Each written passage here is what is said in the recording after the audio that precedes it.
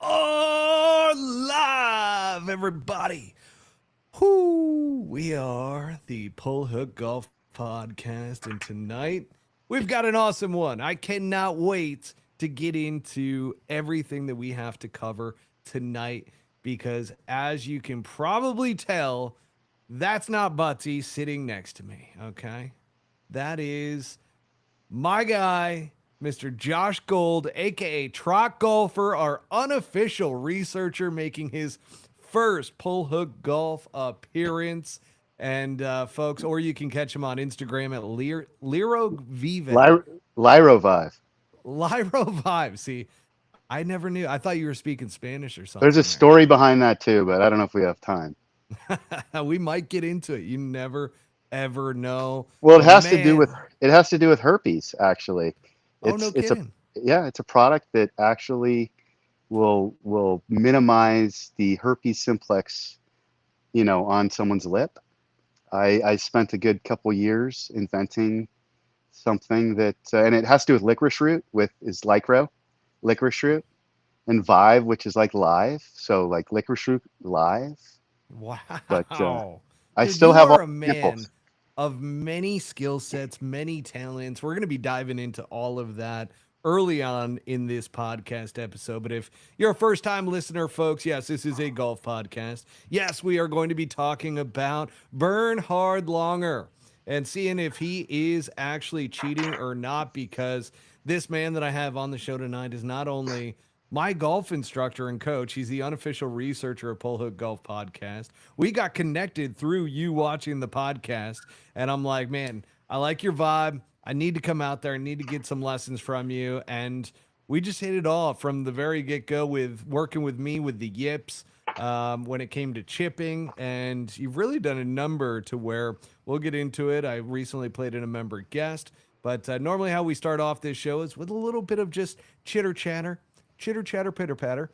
Say that 10 times fast, and it'll get you ready for a podcast show.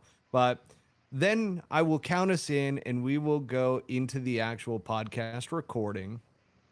And it's going to be an absolute blast tonight because we are going to figure out whether or not Bernhard Langer is cheating. Well, It's it's either yes or no, or maybe it's right in the middle right now. I don't know, but but we're going to find out. yeah, we will find out. We'll make a dent in it, and these are just observations, folks. We have nothing to do with the game of golf. We're just complete morons. We know nothing. We're just observing the world around us, and that's all we're doing. And let's just I get that love out of the that. way. Yeah, let's get it out of the way. All Yeah, we right. we are not right. We are not wrong. We're just observing. That's it. We're observers of the game. And I love that disclaimer, by the way. I think I might add that in text at the beginning of all episodes now. Yeah, it's you know, we just observe. We've been in the game. We've played the game. We've done a lot of things in the game. We're just observing what's going on around us right now. Yeah, exactly. And that's the biggest key to all of this. But some may say So, I have a mental illness now because of wow. this. Yeah, I mean, some may say that. When you make shirts, about situations, there might be some mental illness, but I think we all have something. that that is another thing that I love about you. You've got a unique style out there on the golf course too. Like you've got like cut off shorts out there sometimes. I mean, you've got the Nike Dunks, which I really appreciate. And then there's just an overall vibe to you, man. I don't know really how else to put it. Where if somebody's not expecting a when you get to a golf club, a golf instructor that's all buttoned up and real stuffy and everything. And I think that's kind of been the MO for me, especially of recent, because of the standpoint that, like, you'll tell me at times, you even told me today out there, you're like, too robotic, man. You got to get into a vibe, you got to get into a rhythm and feel. And I'm just like, oh man, you know what? You're absolutely right. I absolutely do. And it's one of those things that, like, when you go to golf instructors, a lot of times it's very stuffy, very kind of, have to Yeah, be it's so technical. yeah technical, and everyone has their, like my golf background, I guess teaching wise, everyone has their own golf swing, and you got to get the player in the position to make their own golf swing. Um, Now, I some do. I'll tell you right now, in preparation for this show, I've got the clips that we're going to go over tonight. However, somehow, some way, I have not labeled them properly. So it's we okay. might be out of order. Okay. It's So I'm fine. just going to let you know in advance, but we're going to kick No, off no this order. show. You No ready to get order. into it? Yeah, let's go. Let's do this. All right. Here we go, everybody. In I hate that. three, Let's go. 2, 1. Welcome back, everybody, to Pull Hook Golf, the podcast. I'm your host, Matt Cook. And tonight we've got an awesome guest for everybody. This is the Trot Golfer that you will hear us reference on the show, our unofficial researcher, Mr. Josh Gold. Also, how did you put your username on Instagram? I forgot It's already. called Lyro Vive. Li Lyro Vive. Lyro Vive. And you were given a whole backstory there I before know. we came on air. So, folks, if you're listening to the podcast version right now, the live stream, go to the original live stream. You'll hear all about it in our first 5 minutes as we're just kind of shooting the you know what before the show actually kicks off, which we are now into. And man, do we have an awesome show for you tonight, which we've labeled is Bernhard Langer cheating or Bernhard. I always miss the H. Is it a silent H? Do you It's know this? I don't know. It's Bernhard. Bernhard Bernhard. I mean, hard. if Yeah, he's gonna burn, he's gonna burn hard. Okay, Bernhard. so good old. Is he a cheater or is he cheating? But I don't But think. Yeah, no. I before we mean, do dive in, though, we're just uh, gonna make observations, Matt. That's all we're doing. that's right. As the disclaimer, we're just making observations. He's We are not a. I'm gonna say it right now. He's not a cheater, and he's never been penalized. He's played by the rules of golf for this long. So, it's to up to this point, he is not a cheater. wow. There it is. Well, I mean, that is a blanket statement, I will right say another there. thing about Bernhard Langer. I think he is really probably one of the top 20 players of all time. Yeah. He's that good. He's been around forever. You know, he's been around forever. I mean, the dude is phenomenal. Let's get that out of the way too. It's not like we're hating on Bernhard Langer. Oh, Um, I maybe we're gonna love be these hate. disclaimers. Maybe we're hating on something else that we don't even know about. You know what I mean? We'll Mm. figure that out. We'll But figure it out through this episode, right? We we're got to not tease the saying audience a little bit, though.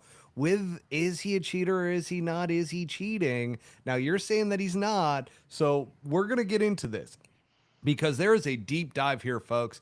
And if you see Mr. Trot Golfer, Josh Gold's shirt. It is Bernhard Langer. It is the USGA Rule 10.1b, which is the rule that we're talking about. And we're going to be getting into that here tonight. It's going to be a lot of fun. I'm really looking forward to it. But before we do dive in, we want to give a shout out to our sponsors. First of all, good old Devro Golf. Folks, go over to devrogolf.com. Utilize the promo code PullHookGolf20 for 20% off your entire order at devrogolf.com. I've got the hat on. I've got the shirt on. Now, I will tell you right now that this is like I wore this a couple episodes ago. So if you want to rip me for it, absolutely go ahead. I just love this fit. I love the long sleeve and it's so thin too, especially during the summertime. It was like a what, 110 today, or it that is still 114. is like in the hundreds. It's So 114 today. yeah, exactly. So literally, I've got it on and it's so thin and nice. It's awesome. And then you've also got the hat. There's Xander in the backdrop there, Trot's son. And we absolutely love that. A quick appearance from him. Now, as I mentioned it is, by the way, folks, spelled DEVEREUX golf.com. And again, the promo code is PullHookGolf20 for 20% off your entire order at devrogolf.com. We also want to give a quick little shout out to our sponsors at Vice Golf. The promo code there is PullHook. That's 15% off in addition to whatever bulk discounts you get on golf balls. And then finally, Rockform. Pullhook 2025 is the promo code there for 20% off. Big fan, Mr. Gold is with Rockform. He's got the speaker, he's got the phone case. I mean, my goodness gracious, we were blasting it today on the golf course, the little Rockform speaker. And Number because he's number such a Number one speaker left at all golf courses. Rock form. And here's the thing, and it lasts forever. Like It I does. feel like I've charged it once, and I use it almost every single day. So it lasts for 24 hours of playback with that little speaker. It's absolutely incredible. Magnets attached to the golf cart. It's awesome. Go get yourself one.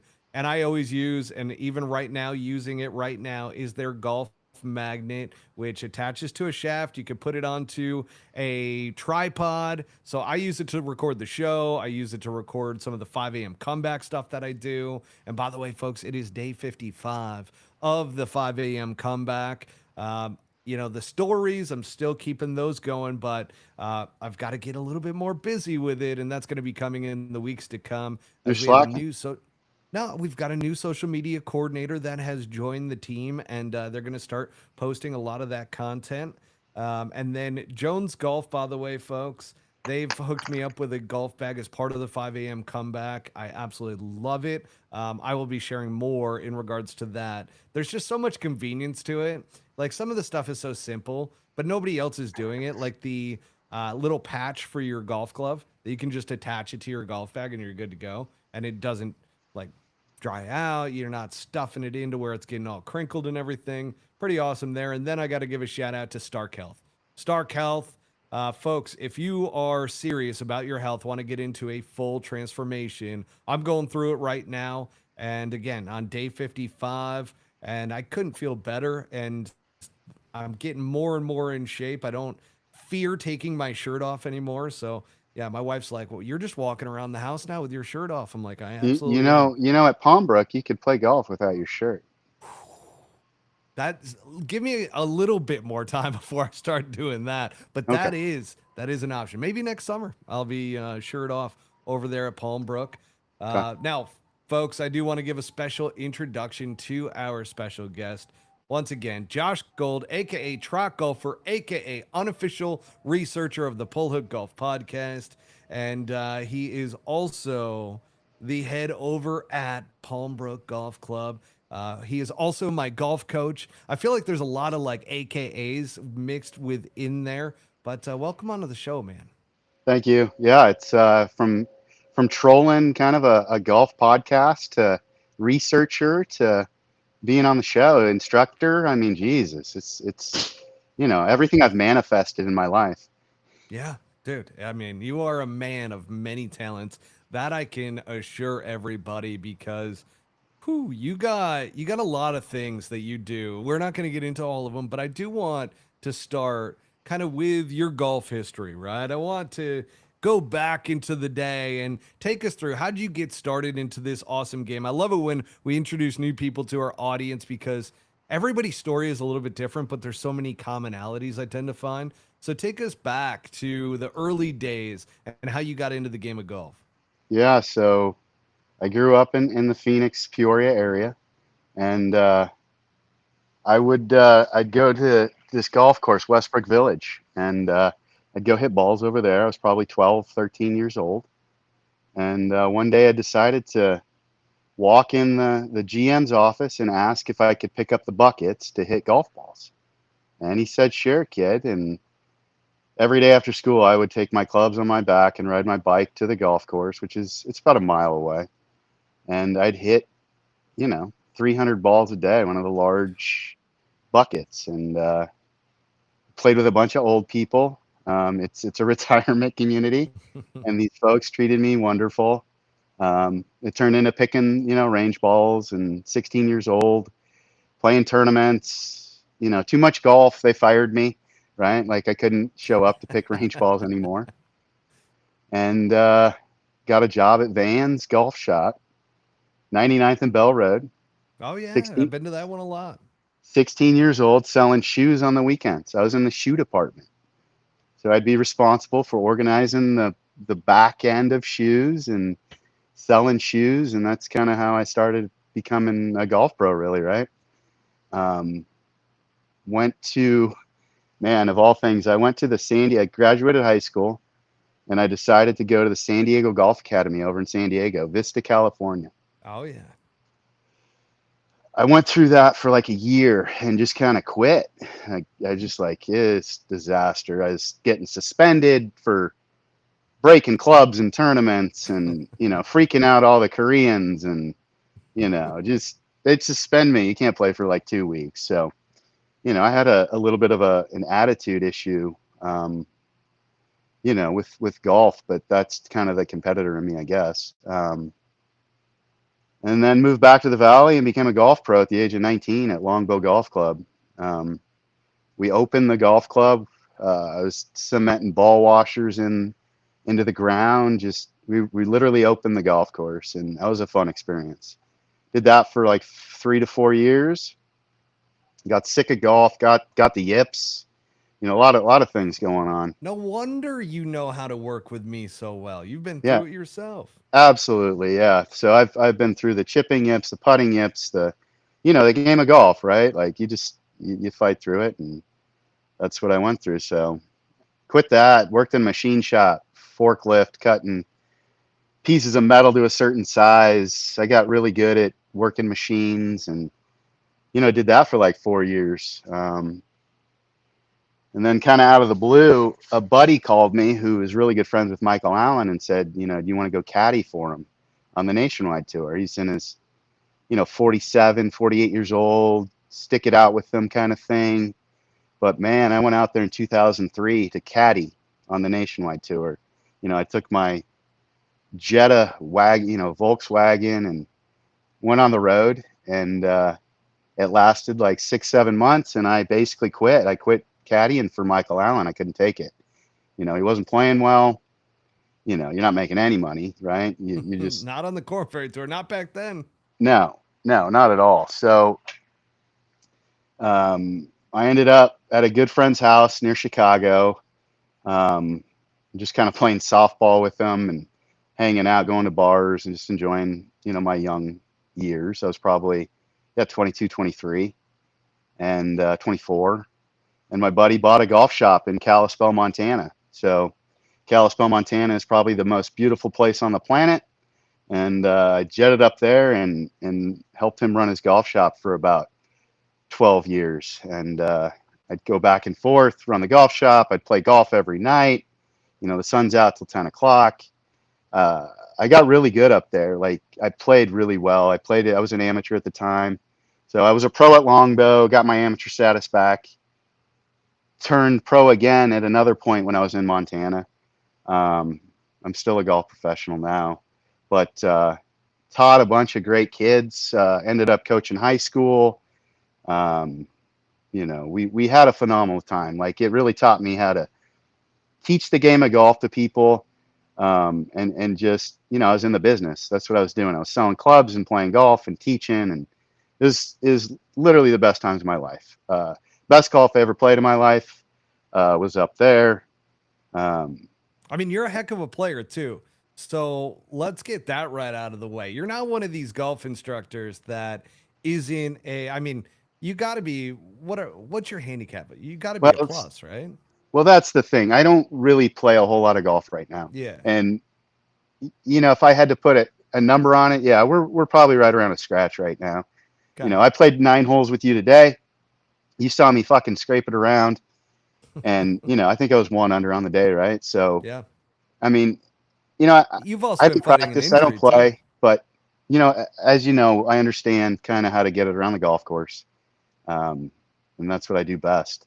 But, yeah, so after Montana, I kind of met this lady, and she'd come up back and forth, and we ended up just kind of hanging out down here. And 2 kids later, I'm running a golf course that I extremely love. I'm at Palmbrook Golf Club.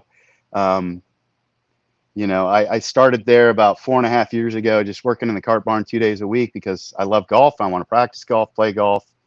Um, Met 2 really good owners of golf courses called Swing First Golf.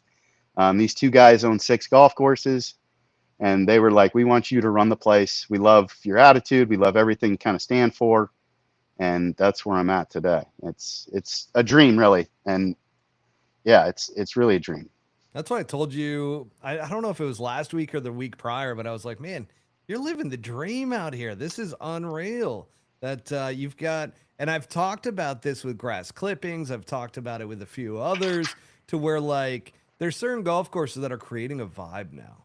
And you're definitely one of those golf courses to where like you've got the guys like in the shop, like, there's a vibe that's going on there and it's pretty cool to see. And the players that are coming out, you can tell. I mean, you've got guys that are trying to get onto the PGA Tour. And I mean, there's a lot of good players that are up there at Palmbrook, like playing through. So Yeah. you're doing something right. Thank you. We do have a mix of players. I mean, and yeah, my goal is to change. It was a country club from 1972, to a public golf course that needs to succeed, right? And yeah, we do have a couple players that have played in majors that do practice out there, and we love them, and we love the new golfers that come out. We basically ask a few things, and that's, if you're going to pay to play at Palmbrook, you got to keep up with the group ahead of you, and that's about all we ask for. You know, respect the golf course, respect what we're doing out here, and play in a timely manner. That's it. You're one of the good ones, that's for sure. We had some clips go out last week that a lot of people were resonating with around golf pros. And, there's definitely the ones that are the bad characters within the sport. A lot of people feel like there's different reasons why that they Yeah, are certain ways. And we even had some pros chirping in as well as to like, hey, if you had to deal with the people that I deal with, you'd understand it too. no, and that's a part of it. Like, we're dealing with the public, right? And we love the public. I mean, that's what's keeping us alive. But it comes to a certain point where, enough is enough, and you just have to lay it out there at times. And yeah, I mean, they may come across as dicks, but um, it's probably more of the person involved on the other side. So, the more you respect the golf course, the more you understand kind of how golf should work. I think, on the customer side of it, that's where that's at. Yeah, I mean, I've been a part of that. Like a lot of people didn't realize that Budsy has had experience in his younger years. When I came out here after COVID, I essentially went to go work. I worked up at Quintero, which was great, and I worked over at Desert Mountain, which was great. And was kind of going down that path for a little bit because we had to close our business in New York City. So I was like, hey, you know what? Let's just hang out at the golf course and have a good time. And I didn't have a problem with people. That was the one thing that like I never ran into that where I was dealing with idiots. I mean, there were some, but obviously you deal with them as they come. But anyways, moving into our first segment beyond getting to know you a little bit better there, Josh. But the 5 a.m. comeback, recently played, and a lot of people know this through the Instagram page for Pull Hook Golf. Played recently in a member guest championship. We'll get into the results there, but you and I have been working together. And we've been working together for what now? Like 5, 6 weeks? I think Has it's it been? 7. 7 weeks. I think I it's got to be 6 or 7. Yeah. I mean, it's been like we're getting into where we're making some real change and the Yeah, game is getting we're not different. we're not touching each other in the cart yet, but it's been 7 good weeks. There you go. The relationship has been built. But tell the audience, like, what have we been working through in my swing and just overall game? Give them an insight. Yeah, I mean, I guess the first thing is your mental side. It's gone to the mental side with your chipping. That's where it all started. That's where your biggest, I'll call it, a fear is when you're playing golf. Yeah. And that has to do with your mechanics. Your mechanics got bad. And, when you think you're doing something and you're nowhere near it, that's the yips. These psychologists can tell you what they want. It's because you're thinking you're doing something, but your body is doing completely something basically different. It's completely not doing what you think it's doing. And you yip it. You yip because the mechanics are awful, right? And so that's the first thing we worked on. Yeah. I would call it, you can call it a bunch of different things, connection or whatnot, but basically your hands are supposed to go on a certain path, and your hands aren't going in a certain path. They're going away from you. They're getting away from your body. You're not just following the round, arc of golf swing, right? Yeah. So that's kind of the first thing we really worked on. Connection, maybe keeping your upper bicep, more towards your body, right? So Yeah. you're just kind of rotating, and that's kind of where it started. It did. It started there, and then you got me hitting these little like half finishes, Yeah. and all of a sudden the iron started getting good. Then we went and we started working on getting the club path a little bit more shallow in the downswing. That started to click. So heading into this member guest, I was feeling pretty good. Outside of, still kind of in the back of the head, having the yips and so forth with the chipping. And sure enough, those certainly showed up. I got to ask you, as somebody who's dealt with the yips, watching somebody with the yips, is it frustrating to just see that take place while you're like coaching and helping? Frustrating? No. Like depressing? Yes. It's totally depressing because I've been there. And when you do what you're supposed to do, like we've been working on something, basically keeping your hands real close to your body. Yeah. Keeping it underneath you is kind of the key right now. Keeping your hands underneath you. Um, and when I force you to do that, you're just rotating, you're just hitting shots, and you're being yourself out there. Um, so yeah, I would say it's more depressing because you're not you know doing the opposite of kind of what you've been doing. Yeah, and I will tell you, I was fighting some demons out there. Even though the game was getting pretty dang good, I will also mention Dr. Lee Piccarello, which I always botch his last name. So I'm sorry, Dr. Lee. You're probably going to listen to this. Actually, I know you're going to listen to this, and on Thursday, and you're going to rip me a new one on Monday. But with that said, with him, we've been working on finding that where you perform the best. And one of the things that we've been trying to do is even within our sessions of when I come see you, I try to get into a mental state to where it matters, right? That, trying to put even a little bit of pressure on myself. And going into this member guest, he's like, Matt, I want you to think that this is the biggest golf tournament that you have ever played in. I want you to be shaking on that first hole. I want you to start callousing your mind that you are overcoming this, or your body's getting used to it. And I will tell you, I built myself up because last year at the same member guest, I did not play well, and I felt like I kind of let my partner down, who is Steve Nesvik out in Alcantara. And great guys, Steve Nesbitt. Everybody loves Steve. Awesome dude.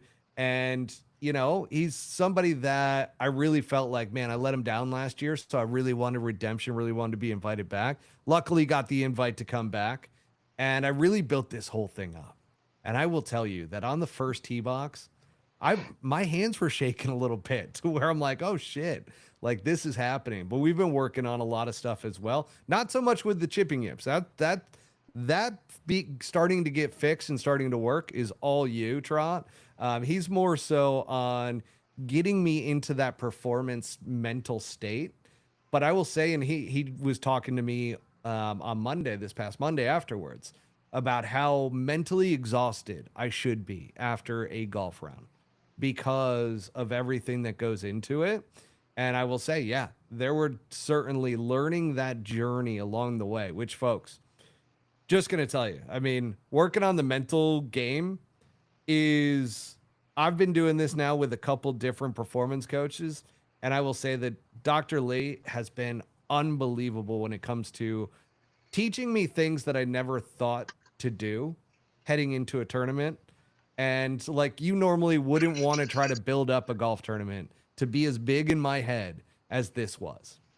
But now this could have completely backfired, by the way, and it was actually technically supposed to. Like, I technically should have faltered within that tournament, but it was to callous for future events. And it did not, though. Steve Nesvik played really well. He kind of kept me together. First day was a shamble. Second day was best ball. And we ended up winning the goddamn thing. So at 17 under par, we shot 9 under the first day and 8 under the second day. We ham and egged it the first day because, as I was telling you, Trot, I literally was running into some challenges in that first round. And then the second round, I started so strong. The game felt so good. Like I kind of figured a couple things out on the range. Haven't played a competitive round in a long time. So like Yeah. this felt really, really good. And to get the victory, which by the way, It's net. It's a net victory. absolutely it is. My It's a game net was victory. not my game was not ready, nor like Steve's an 8 handicap. Well, let's talk And about this. So he's an 8. You're playing as a what? so I came in as a 7, a Okay. legit 7. And the lowest you've been in your life is a what? Lowest that I've been in my life is a +3 Okay. when I So was you're playing professionally. right, 10 shots Yeah. higher. Yeah. Okay. So you know what that feels like to play at a pretty high level. Yep. Okay. You came in as a 7. Yep. You should win net every single time, which is Well, we great. You did. won. We You did. won. Yeah. We won. Yeah. We Don't absolutely you're won. probably going to be called out on that Instagram guy, the handicap guy. Oh yeah. Well, if he looked at it, the one thing that you would see is that I play a lot of the par 3 golf, right? And that's something that he tends to call out. But also the fact of you can't see chipping yips on paper. No, and So and it's quite like, frankly, you haven't played much golf in the. no. Would you say a year? I play period like I'll be lucky if I play once a week. Right. Yeah. And So to I be mean, in a really, competitive mode, as an instructor, you know, are you how much better can you get if you don't play, at least 4 days a week, right? yeah, we were talking about that today that I've got to start playing in some more events. I've got to like I was telling you, I don't feel ready to go out and play in an individual tournament right now. Like I feel like there's still some work that you and I need to do to build that confidence up in order to But get to that point. but I agree with Lee. Lee's his name, right?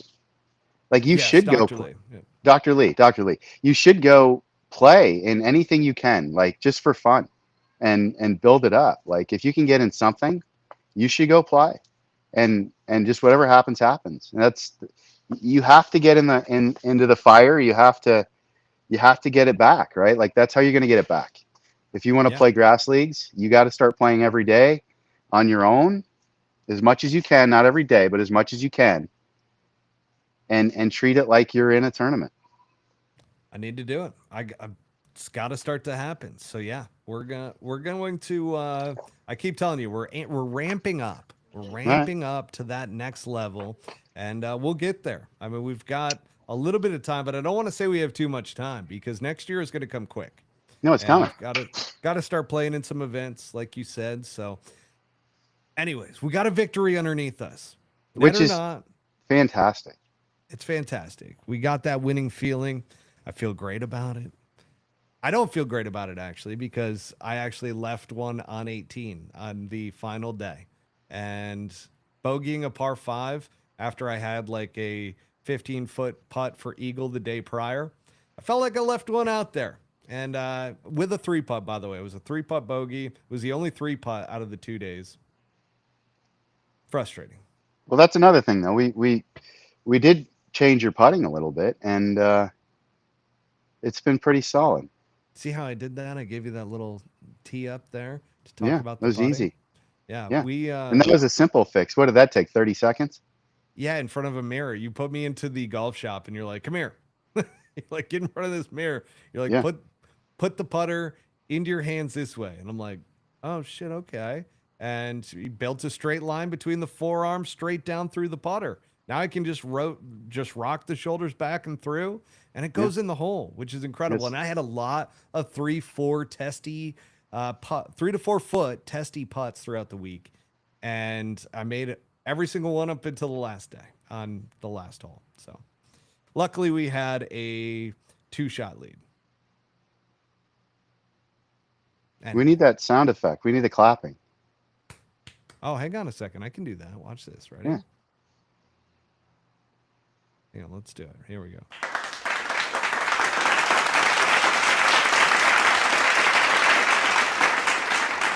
Thank you. Thank you.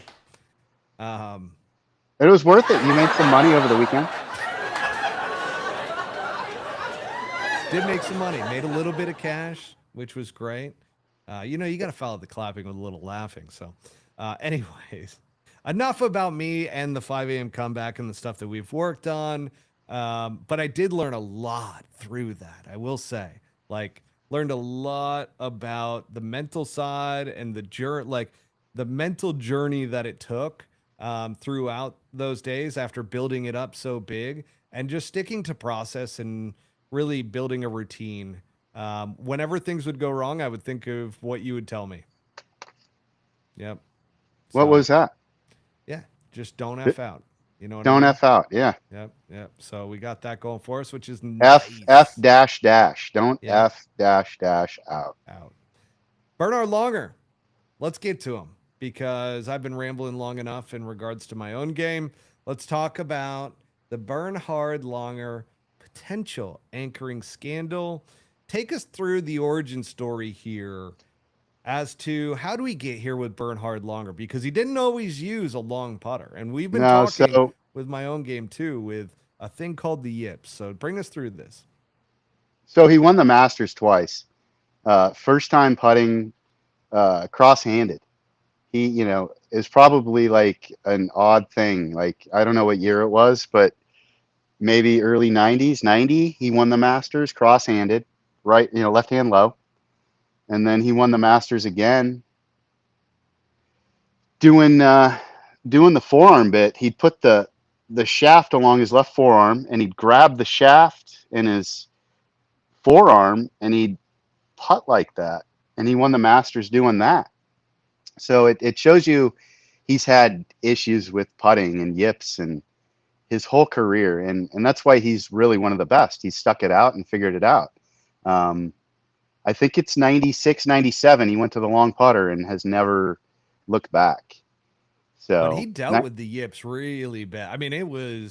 That would have derailed his career if he didn't figure something out, right? well, that's the thing. He was a pioneer. Like he didn't give a fuck to change things up or try something new. Like, back then it's like you were Mo Norman or something, right? Like it's a totally this guy's odd. He's what's he doing? This isn't how we've been taught to play. And he figured it out, which says a lot about him. German Um, engineering. yeah, exactly. Volkswagen. Um, so yeah, he's figured it out. But 97, 96, he went to the long putter. I think somewhere in there. And then that's kind of when it all changed. When Vijay Singh started winning with a belly putter, Keegan Bradley winning with a belly putter, and they just jam that thing in their belly, and they just fulcrum it, right? Like Yeah. you can't mess it up as long as you have feel, which these guys have the best feel on the planet. They're the best. So they have a fulcrum point, and the putter can basically swing on its own, and the USGA didn't like it. So they came out with a rule 14-1B, 2016, that basically stated, you couldn't belly putt, you couldn't jam the end of a putter into your belly, you couldn't press if you were a long putter guy, you couldn't, hold it against your chest or guys were putting it on their chin at some point, right? There's a lot of weird things going on. So that had to be away, not touching, or had to be just a little away. And then the other part of that was you couldn't use your forearm as an anchor point. You couldn't put it against your body and, create the anchor point. So that kind of started in 2016. 2023, they changed the rule for some reason to a different number. It went from 14.1B to 10.1B. I was wondering if you misspoke or if it did change. So it No, so changed. it changed in 2023 to this new modern rule, which basically is stating the same thing, that you can't use your forearm, and your forearm and wrist are considered the same thing against part of your body. And obviously you can't put the butt end of the putter, into your body anywhere to create the anchor point. DeChambeau, there is a part, maybe this is why the rule changed 2023 is because of DeChambeau. You can put the putter against your forearm like he does, Matt Kuchar style, Yeah. as long as it doesn't go above the elbow or the crease in the arm. Got it. So the So if forearm's the okay.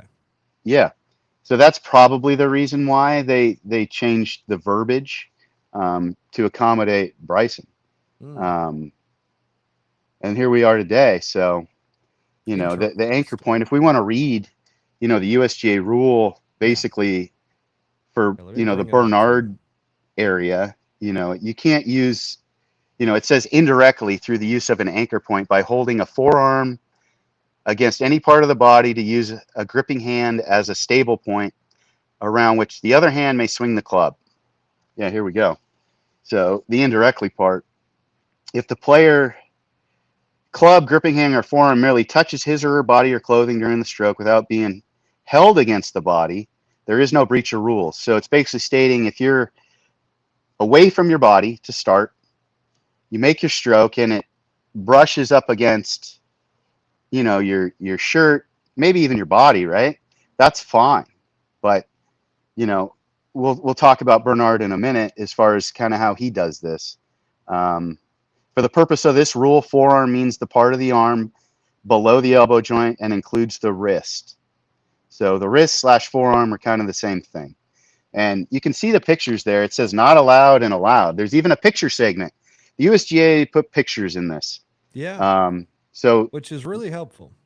yeah, so the blue side is the allowed. Um, if you go to this long putter not anchored picture, Yeah. you can obviously see that there is a gap there. You could fit, probably, something in between there, right? I'll even give you a credit card. If you can fit a credit card in between there with, just drop the credit card. If it goes through, you're okay. If it doesn't, you're probably putting pressure against your body. And I'm talking minute pressure is pressure, and minute pressure is anchoring. You can see that middle picture to the right, anchor point created by forearm. I mean, I'm pretty sure they took a silhouette of Bernhard Langer for that one. I mean, it Um, literally looks exactly like this picture, well, he's more like the one to the right. He's got his thumb away, and but and he's it's braced up. not. But here's the thing, though, and we'll get to this in a second with some of the clips. It's not where, like, it still looks like his hand is almost touching. Yeah, I would say if you said, "Hey, Josh, you're a rules official, and you're gonna watch this group today," I would say he's more to the right picture than the left. Okay. Um, I don't. We're gonna see some Yeah, clips, we're going to and see it. yeah, we'll review all this. But the USGA has got pictures, and let's go back to the verbiage real fast, and this is Yep. kind of important. Is the verbiage basically? There's nothing in here that says intent. The word intent is not in this rule, um, and that will come into play with the USGA. The USGA is going to say, he's not intending to cheat. He's not intending to anchor. He's not intending to break 10.1b, but there is no intent in this rule. If you go to the USGA rules book and on the search engine, if you type in intent, you're going to have about 25 rules that come up, and it's going to give Hmm. you specific rules. It's going to highlight that word intent, and this is not one of them. This is not a rule that has anything to do with intent Yeah, in there's the rule nothing book. in that rule. There's nothing, zero.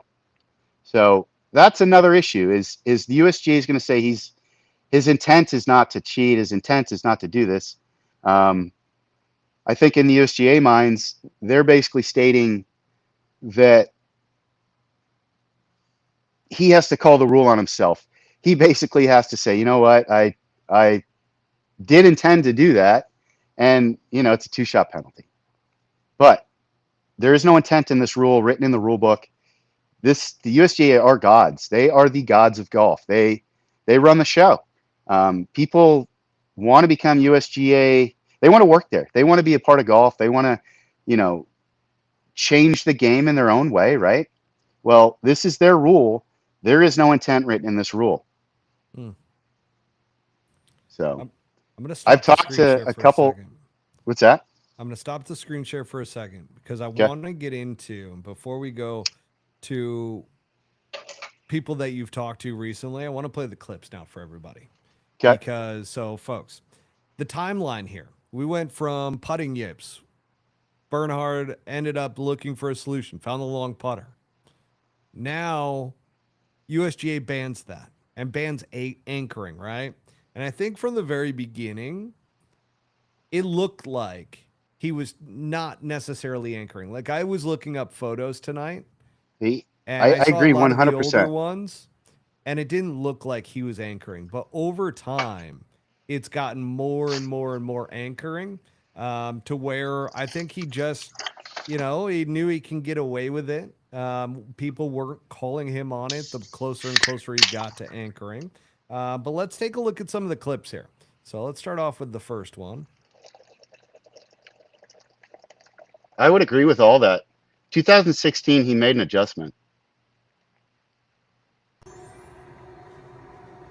right. Let's pause it right here. There it is. Can you go back just a little bit to pre-putt?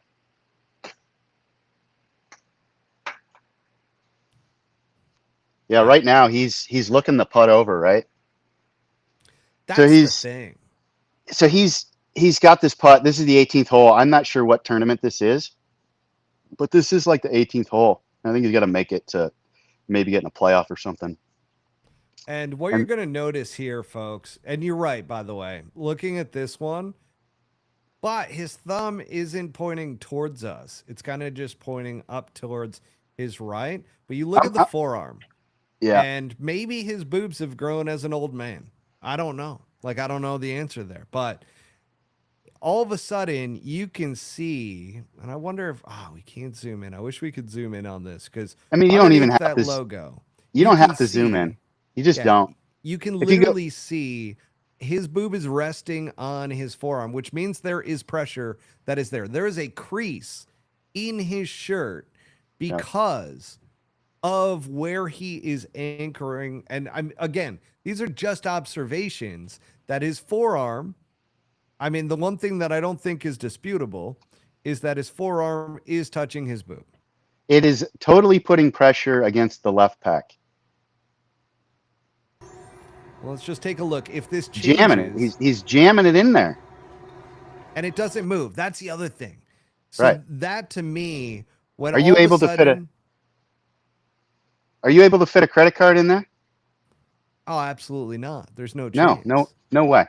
No way. So I think what's going to happen is we're going to go right from this to a clip of Bernhard Langer with Scott McCarron and a couple Golf Channel analysis guys. And this is from 2016. And Bernhard Langer starts talking about what he feels, what he has to do to make the adjustments for the new rules. Yeah. And we can talk about that too. So I make sure I am not touching my body, not with my hand, not with my forearm or any other thing. And I feel when I so stop it right there.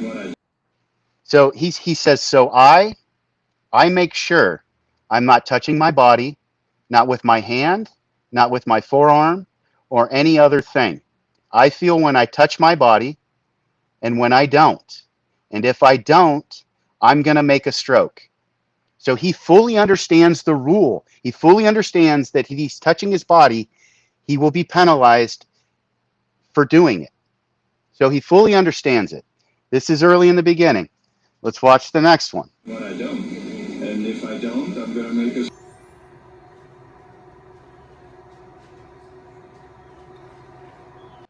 That's the crazy thing to me. So if you watch the entire stroke, right? And this is what really gets me, is that his forearm to his chest does not move at all. Not at all.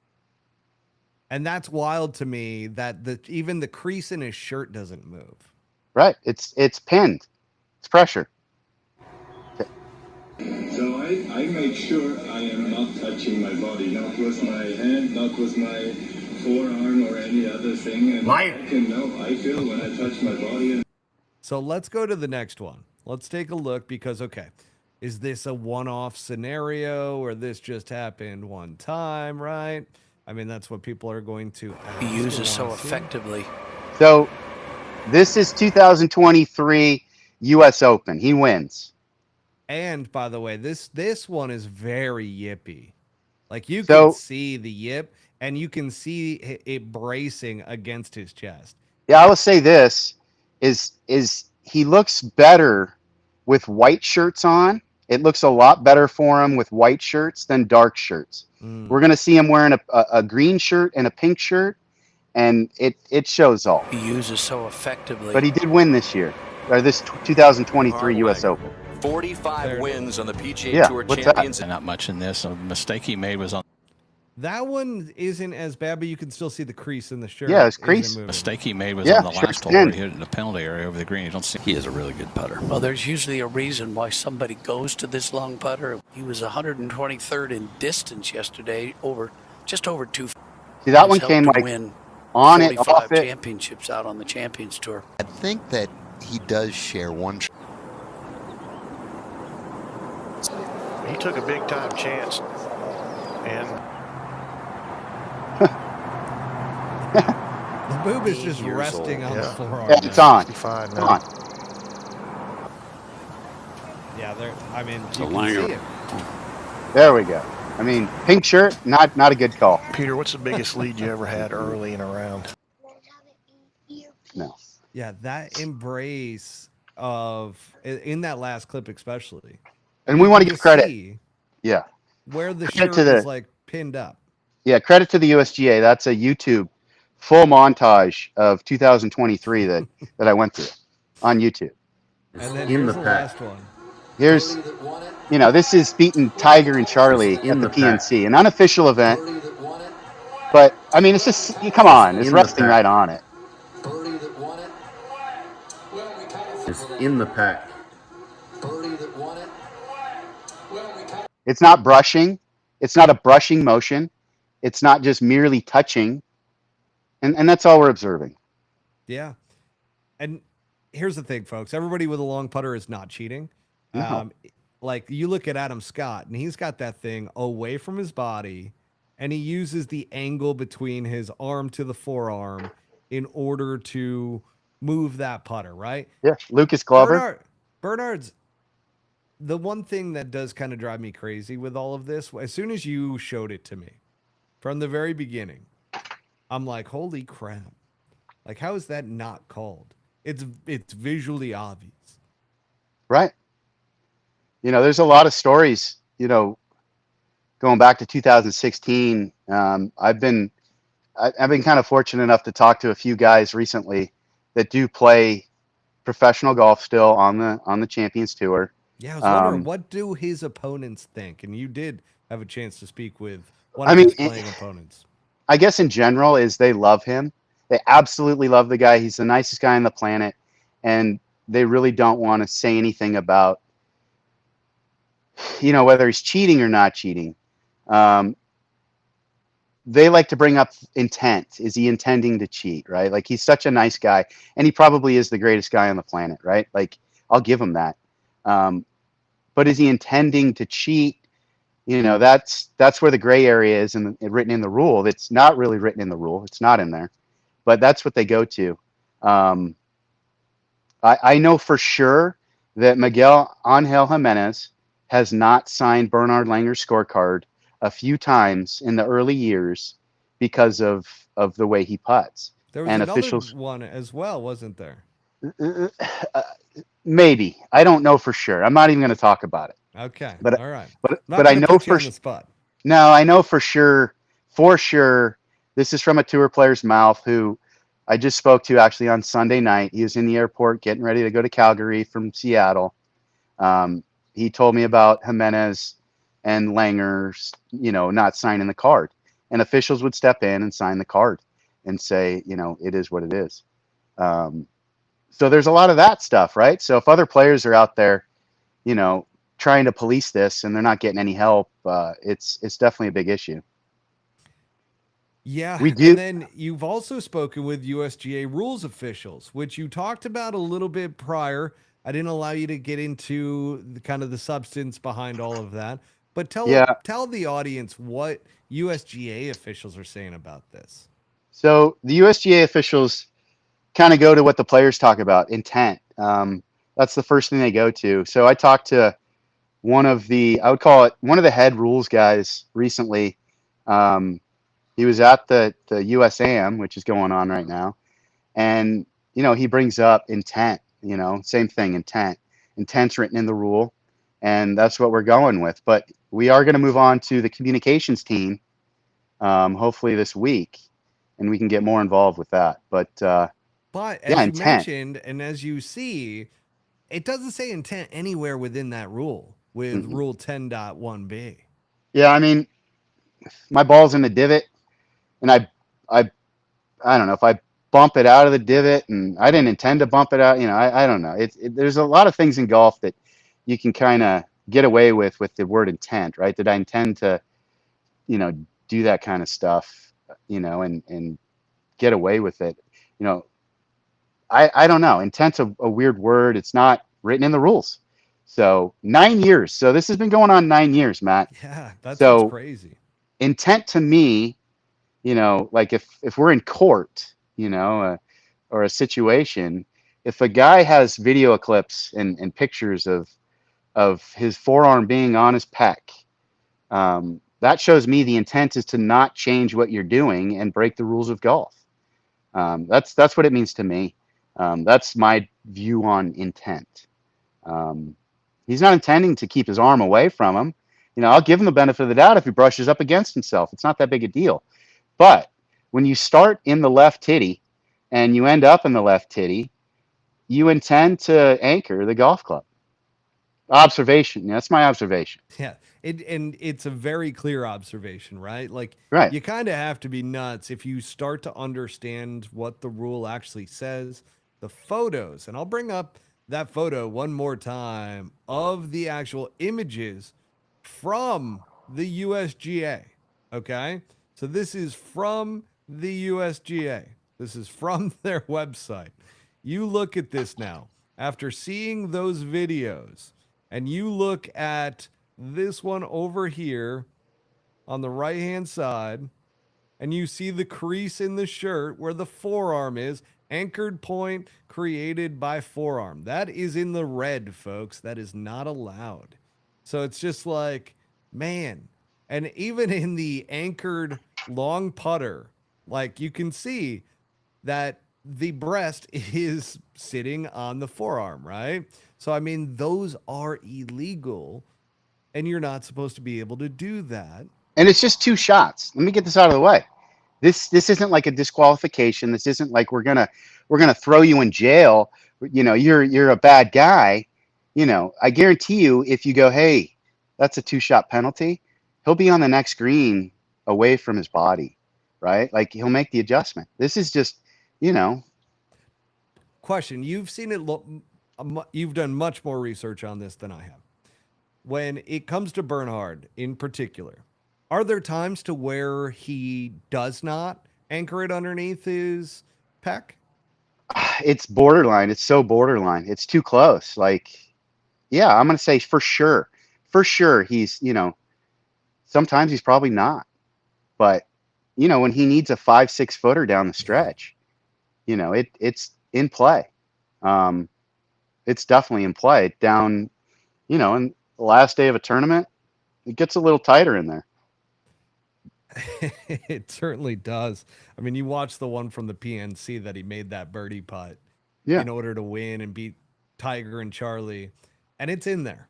I mean, it's in there. Like, if I do this, it's in there. And I mean, it's pressure. And that's the other thing. Like, it's not moving at all. Yeah, I don't know. It's wild. It's an observation, folks, and I would love to see just somebody stand up. I mean, we've literally everybody that I have heard from in regards to this, and this includes some USGA officials as well. It's just not something that they're willing to call on Bernhard. Well, that's the thing. So caddies. As the rules written, and the USGA is basically said, is there's only one person that can call this penalty. Yeah, and that him is on himself. Is Bernhard Langer. Yeah, which is odd. Do it. They won't do it. They won't you were review also footage. You know, what was it, Lowry? Maybe 6 weeks ago, 7 weeks ago, his ball moved, right? Yep. And the cameras are in there, and we've seen that before. You know, they time balls that are on the lip. They do a bunch of things on behind the scenes, right, to penalize guys. You know, why isn't this one of them? And why is it on the player? The one thing that I would love to hear, or I would love to interview Bernhard. Bernhard, if somebody knows Bernhard Langer and sends them this episode, sends them a clip, whatever it ends up being, okay? I But would love to interview Bernhard and ask him about these scenarios and show him the videos, because he might not even realize that he's doing it. But in watching it back, I want to hear him and hear his explanation behind it. Maybe there's a great explanation that's there. Maybe he just comes out and is like, you know what? I like mentally, I don't even think about it. Unfortunately, like maybe it gets under there from time to time, but I'm not actively trying. And again, that goes to the intent side. Well, But he again, we has get into the intent rule. how many? He's got, who knows, 20,000 highlights of him winning golf tournaments. So that's the other thing, is he's won the most Champions Tour events in history. This guy's a highlight reel, right? He's had to watch them, and you know that is a great thing. If we could ever get on with the guy and be like, hey, have you watched yourself? Do you feel like you're following the rules of golf? I mean, Yeah. he's Do such you a see where this controversy comes into play? yeah. Do He's you supposed to be understand why an the unbelievable USGA won't guy. call it on you? Exactly. You know, look in the mirror and let's see what you think. Yeah. We're not here to. I don't hate Bernhard Langer. I mean, I just want to get that out of the way too. I have fun with this. For me, this is like my thing on the side. If you talk to my friends, this has been going on a long time. They think I'm insane, and I love every part of this. We wear these shirts to the Schwab Cup. We go out there and follow him around the whole day, and he is literally feet away from us, and he knows what's going on. The other players know what's going on. Stephen Alker is supposed to be on the first tee. I'm getting a transfusion at the bar. He makes his way around the first tee just to look at my shirt, just to see, because word of mouth is going around the place. Tour officials are watching us. We had a sheriff's posse of 3 sheriff's officers follow us the entire day. When we went the other way from their group just to see what would happen, to go to the bar or eat something, they followed us to the bar. We go back to the action. They're on us. I mean, they know what's going on. We're respectful. We don't get kicked out. We don't hassle this guy. We're just there to have a great time watching golf and kind of just give our views. I mean, hell, Jimenez's wife, Miguel's wife, pulled us aside and took selfies with us because they've had issues in the past and they love it. I mean, they absolutely love it. It's wild that like this has been able to go on for so long with the anchoring. And again, I would just love to have him on to get his version of it, to get his side of it. Because like you hear an interview like he did with Scott McCarron that we played for all of you, and it like there's no he's saying that his arm is away from his body. Nothing is touching his body. When he feels his arm is not touching his body, he putts. That's not true, though. No. Yeah, it's kind of like maybe that's his yip right now. Maybe that's what he feels, and that's not really what's going on for 9 years. I would just love to hear it from him. But yeah, even the caddies and so forth, they're just like, yeah, nobody's going to call it on him. Yeah. And it's just wild to me that we have this rule that is not. But all right, let me look up this real fast. Yeah. I have a message from a caddy on the Champions Tour. And this is just the quote. It says, "I hate that dude with all my heart, and I never look at him without thinking, you fucking cheater." That's what he said. That's a caddy out there. I mean, it goes deep. It goes real deep. So 9 years of this, and he's won the most tournaments ever. There is a bubble at the end of every season, and 5 to 8 guys don't get their cards that might have if rules are played, by the rule book, right? So if they called them on this rule early, you can't go back in time, obviously, but if they just did what they're supposed to do, the rules officials, maybe we wouldn't be here today watching the full-on anchoring. But guys' careers are at stake. They don't have to go back to Q school. They don't have to grind their way back onto the Champions Tour, which is the hardest tour to get on. It's 5 guys in the world get on this tour every year, and then it goes down the line, depending on who's playing in tournaments. But 5 guys. And if you lose your card, you got to go back to playing, TPC Champions course and try to get in the top 5 and then get your, somewhere on the list to get into some events later on. It's just wild to me. It's absolutely wild. And you're right. I think they didn't call it initially, and then it got to a certain breaking point to where they're just like, we can't call this. Like, it's gone on too long. Yeah, he's our guy. Back now. He's our guy, though.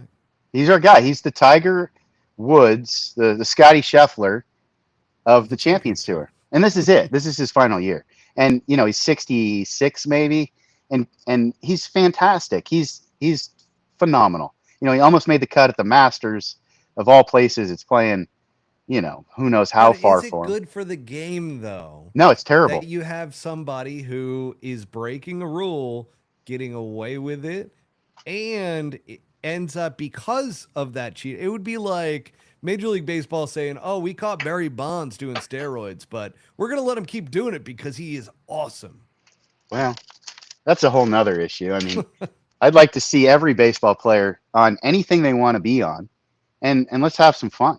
Yeah, Butsy and I were talking about that not that long ago, that isn't there a league that's coming out that is going to be, you can be on whatever you want so that there is an absolute level playing field? Like, I have no idea. As many steroids as you want. Like, there's this league that I haven't heard anything about it lately, though, so I don't know if it just kind of fizzled out or not, but there's supposed to be a league to where, like, you could take whatever you want, and that way anybody can do what they want, and it would be a level playing field. And it was all different types of sports. So it'd be pretty crazy to see golf in that way. But that's why there's rules of golf, man. Like, that's why this whole thing is wild to me that it's gone on this long. When you introduced me to it, I was like, holy crap, like, this is a real problem. Like, so this isn't good in any way. One more thing about the USGA. They are in works. It's in works right now to change verbiage on this rule. This is from the tour source. The guy plays on the Champions Tour. It's basically, going to state that there has to be a visible gap the entire time. So that is coming. We'll see. I mean, the next rules change is 2028. So that's ball change, anchoring change a little bit. Yeah, Bernhard will be gone by then. Right. He'll be hitting tee shots on the first hole at Augusta. At the Masters. Yeah, exactly. Yeah. All right, let's real quick before we hop off here tonight, let's talk a little golf. FedEx Cup, St. Jude Championship was this past weekend. And, Justin Rose had one of the ultimate stretches heading in through the playoff. And just to get into the playoff, to take us through what Justin Rose had to do over that final stretch of holes. Well, I think he birdied 4 of the last 5, and to get into it, and then 2 birdies out of the 3 playoff holes. That's crazy. And I don't think enough people are talking about that stretch of holes. No, I mean, like, if you look at Justin Rose, like Brent has been all about Justin Rose this year. Yeah, he has. And Rose has played phenomenal all year, but hasn't got the W. And it was just like his stretch. It was his run. It was like his moment. And Justin Rose is phenomenal. His career's been, I think he was 17 years old in the British Open, right? Where, Yeah. you know, he held that final shot and he turned pro and then missed who knows how many cuts, like Oh my God, he went through such a slump 20 in his cuts or something career. straight. Yeah.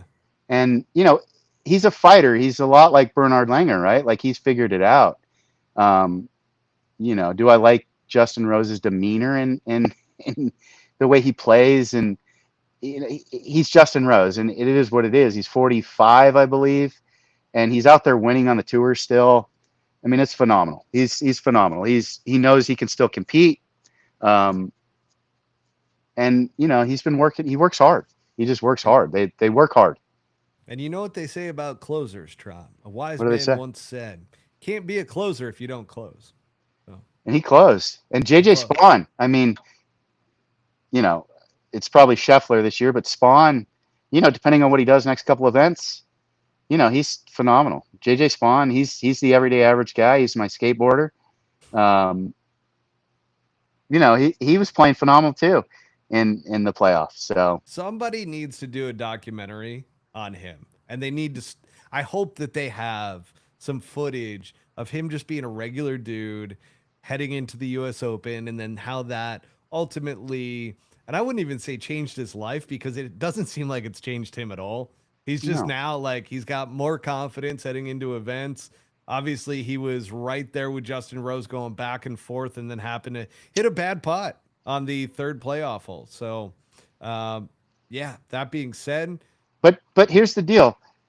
Is these playoffs, I know they're super early in the year, like it's 114 degrees in Phoenix, Arizona, and we're watching playoffs.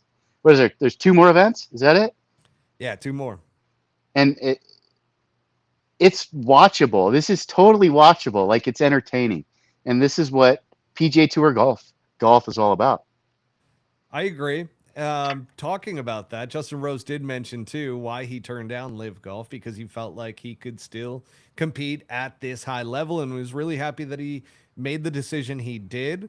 But then we got Tommy Fleetwood, and another collapse by good old Tommy. You're going to go into And I'll Tommy tell Fleetwood. you, Good Lord. talking about this with the guys at the member guest, everybody knows at this point that Tommy Fleetwood is going to choke. That at some point, it's going to happen. There's going to be a collapse. We even had one guy, we're in the pool, guys coming in and out, like telling us what's going on. One guy comes out, is like, oh, Tommy Fleetwood tripled a hole. He's out of it now. And everybody bought it.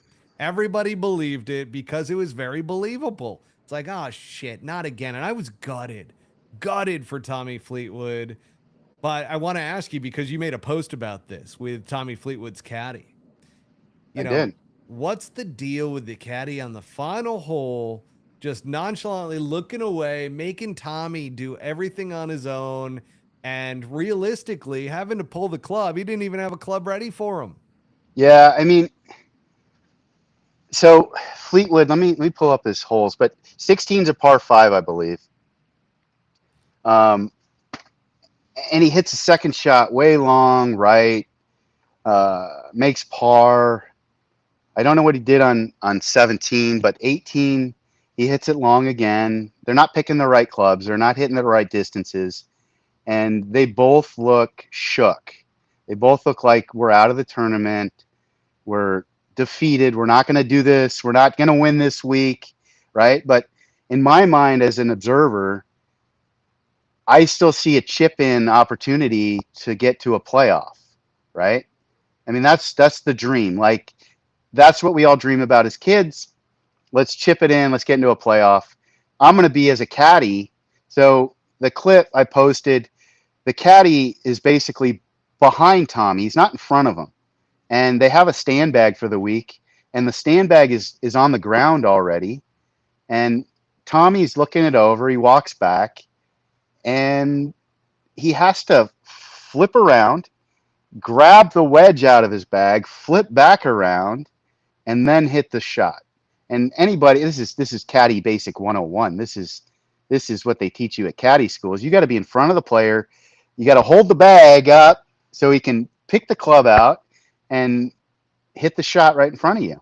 And none of that was happening. Maybe they're both totally frustrated, and that's an issue. That's all I'm saying on that. But the caddy, in my mind, like if I'm caddying on the tour, you know, I want my guy to make it. I want to get in the playoff. I'm going to do everything I can to make this guy use less energy during the round of golf. And that didn't happen. No. The caddy wasn't even looking at him. No, he wasn't. He was looking off, just kind of with like a Joe Cool kind of look, you know, Yeah. kind of like, oh, nonchalant, like I don't really care what's going on right now. Like that was kind of the vibe from Tommy's caddy, and it wasn't a good look. Like it wasn't a good look for his caddy. It wasn't a good look for Tommy, and obviously Tommy didn't chip in. Yeah. Tommy I mean, ends up losing. I think I'm into it so much with Tommy, and because we obviously want to see him win. He's such a likable guy. Invested a lot of money, I found out, into Tommy Fleetwood betting wise, because they're waiting for that breakthrough to happen, and it just hasn't happened. But there's a lot of sunken money that has gone into Tommy Fleetwood breaking through for the first time. Yeah, he'll get there. He'll do it. You think so? Oh yeah, for sure. He's way too good. He's way too good.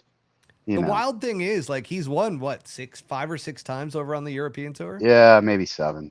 Yeah, it's like it's not like he can't win. It's just that he's got a mental block right now. In the freezer, there's a Guinness. Can you grab it? Now, yeah. As we talk about Tommy Fleetwood moving into the next one, we got Scotty Scheffler. Okay, Scotty Scheffler, another top 5.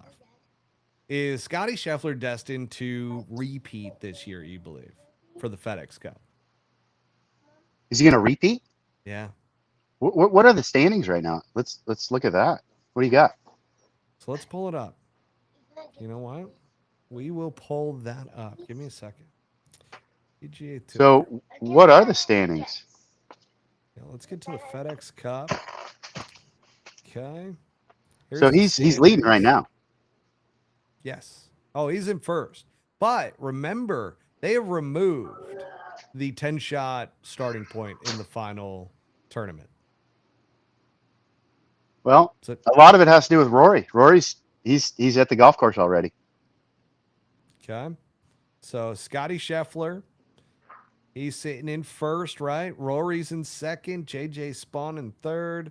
Justin Rose, Sepp Straka, Russell Henley, Ben Griffin, Tommy Fleetwood, Justin Thomas, Harris English.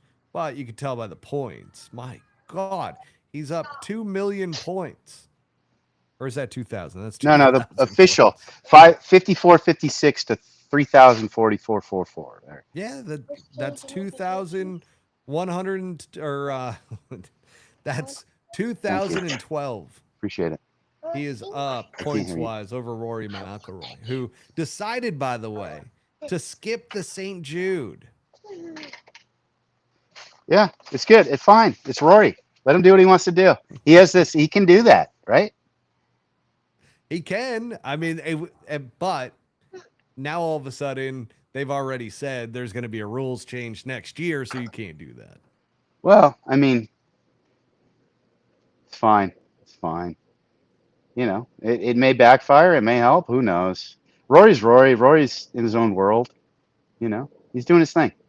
I'm liking the guy in third right now. I am rooting for that guy in third. JJ Spawn. I want him to win the FedEx Cup. He needs 2 good events. He's playing phenomenal. That's my guy. You know where JJ Spawn's going to be a little bit of a liability is when we get to the Ryder Cup. No. Bethpage Black, with how long it is, I do not think he is long enough for that. It's a team event. He's a team guy. Like he's your normal dude. He will be just fine. I hope you're right. I really do, because my goodness, we will not live this down as Americans if we do not get this done. When have we won last? Do you know when we've won last as Americans? We won the last time in America. Well, because it's looking pretty good. Cup holders heading over to Italy. It was Italy, right? I'm rooting for JJ. Rooting for JJ. I like that. Another quick commentary around this was around Ricky Fowler. Where's Ricky? And they were talking about how somebody should not be able to get into the FedEx Cup if all they've done all year is play off of sponsor exemptions? How do you feel about that? Six sponsor exemptions. He's I'm had a fine lot. with it. Fine. You're fine with it. Love it. I'm fine with it. I mean, they let these college kids in now, no problem. You know, True.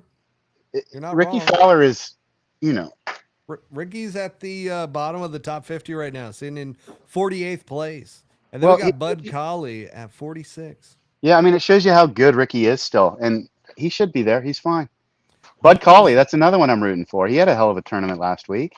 Yeah. David Geis, is it?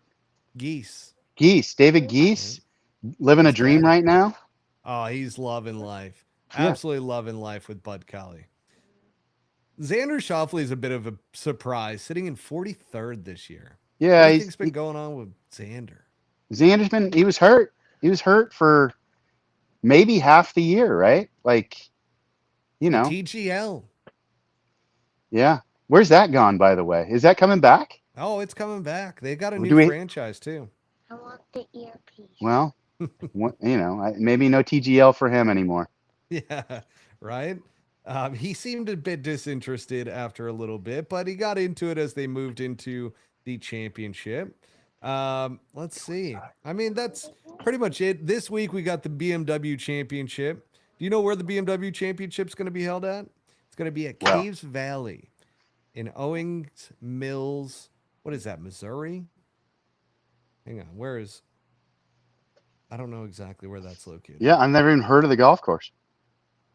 I've heard of the golf course. I don't know where it's located. Let's just look it up here. So we've got, Caves Valley. Have they played this thing before? Do you have any idea? Not at Caves Valley, I don't believe. So that means it's Scheffler's week. It's in Maryland. It's in Maryland. Here we go. Look at this place. Is this the place? Am I correct on this? There can't be two Caves Valleys, can there? I don't know. I'm a bit stumped at that. I didn't think it was in Maryland. Let's see. Be. Let's go to course. Owings Mills. Yeah, Owings Mills, Maryland. All right, fair enough. We're going par 70. Yeah. 76 place, though. 7601 par 70. The BMW always travels around, right? Year or two ago, it was in Delaware. I remember there was the BMW in New Jersey. It looks beautiful. It looks Liberty outstanding. National had a BMW, I believe.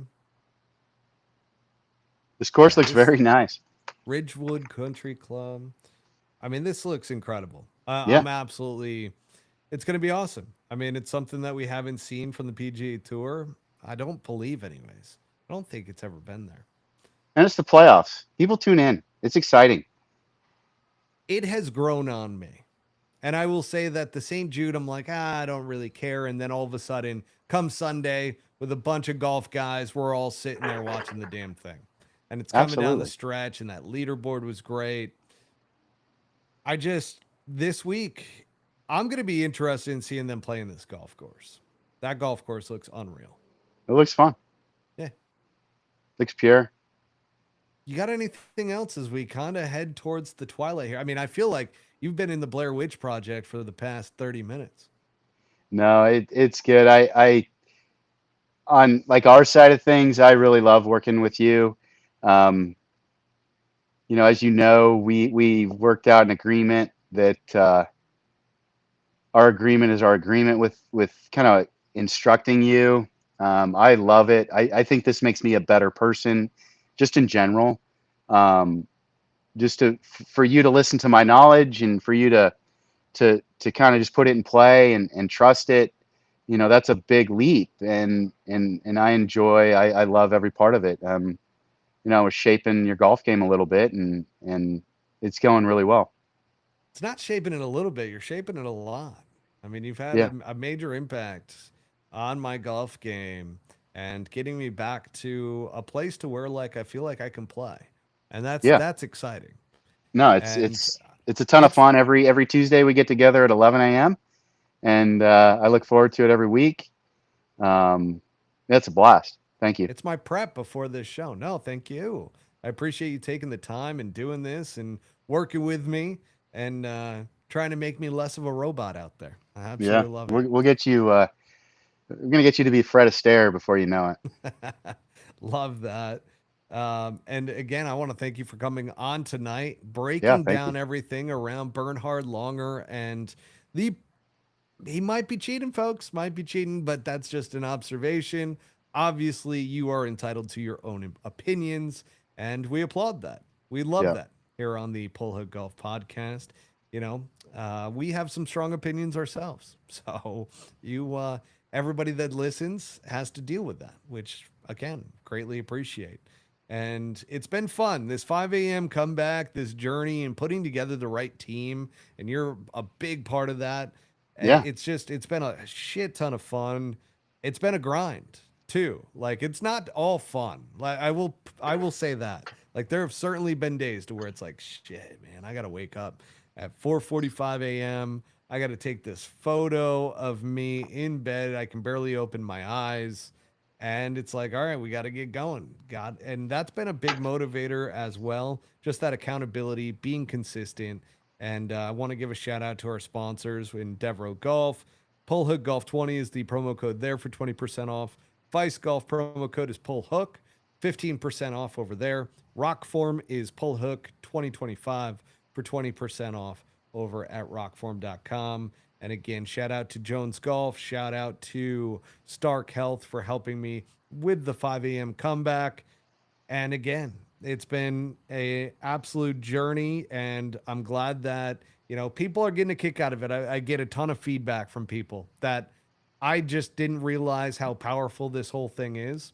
There's been a ton of DMs, tons of messages off of those stories. And folks, if you want to see the 5 a.m. comeback, right now it is just being posted on the Pull Hook Golf story. There will be more content coming out around it very soon. So you'll end up seeing that on all the Pull Hook Golf pages, on the YouTube channel, and so forth, as we kind of move into the third month, because that is coming right around the corner. But without further ado, peace Thanks, out, Matty. everybody. A-Town down. Thank you, Josh. Have a great night. Hang out for me for just a second. You got it. I'm going to stop this.